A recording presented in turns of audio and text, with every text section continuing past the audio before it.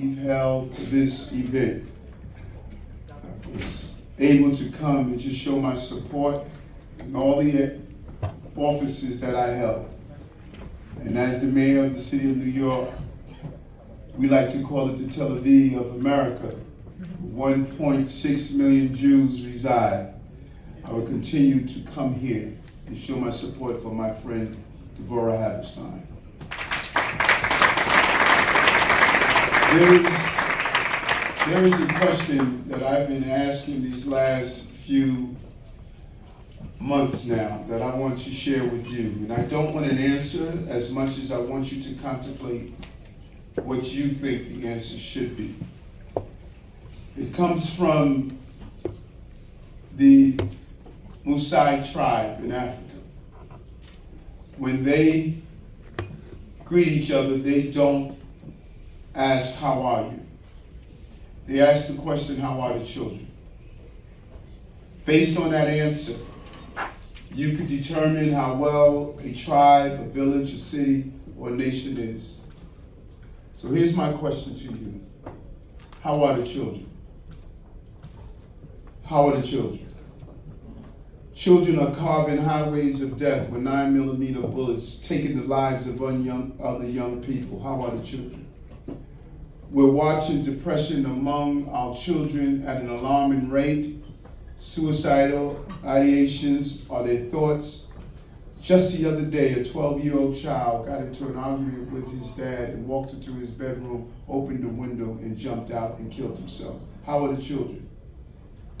Fentanyl is on the increase among our young people. In our neighborhood stores, our children can stop in and buy cannabis and then make their way and sit down inside a school and try to learn. How are the children?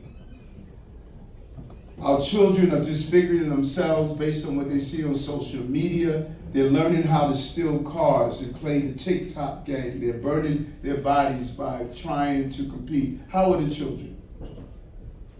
And if you can say to yourself, based on what we are experiencing across this country, that the children are fine, then we are not in touch with the reality that we're facing. The cornerstone of our country lies in how are the children. I am committed to changing that question mark into an exclamation point to saying our children will be fine. Our children must be fine, because if they're not fine, then there are those out there who will harm children like ours, who will harm children like my son, and the children of our community.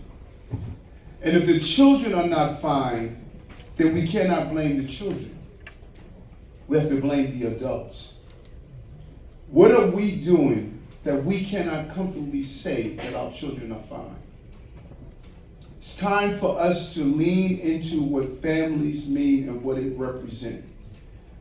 And I don't care what anyone say. It's time to pray. It's time to lean back into our faith and our belief. It's time to stop being ashamed of saying we are a nation of believing in God. God we trust is on our dollar bill.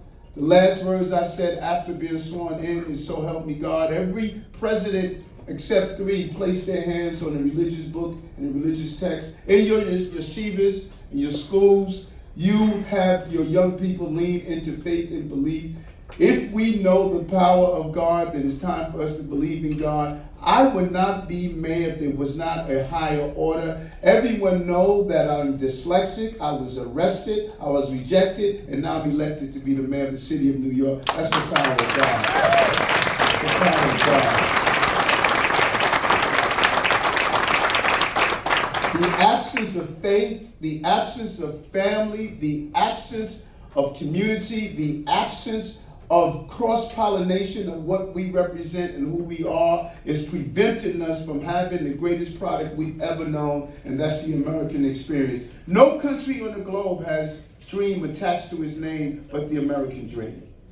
No German dream, no French dream, no Polish dream, but there's an American dream. And New York City is the epic center of that dream. The way goes New York, goes America. We saw that on September 11th when 2 planes crashed into our buildings and collapsed our center of trade. We acknowledge September 11th, but do you know what I remember? I remember September 12th. We got up, teachers taught, builders built, cab drivers drove cabs, retailers sold goods, and America woke up after New York City shows that we would never succumb to hate, to terrorism, and to threats. That is the spirit of Ari.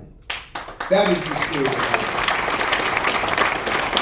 That is the resiliency of our city. And that's the resiliency of Devorah and her family. I'm happy to be here and say to all of you, this community that I know so well, no matter where I go across the globe, I see the face of the Grand Rebbe.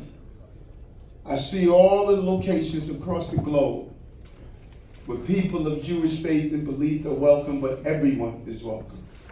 One man changed the entire acceptance of people. If he can do that, then we can do it as well. One life means so much. Our life means so much. And he's still very much present with us. Absent from the body, his presence in the spirit. And we feel the spirit of Ari every day. Thank you very much.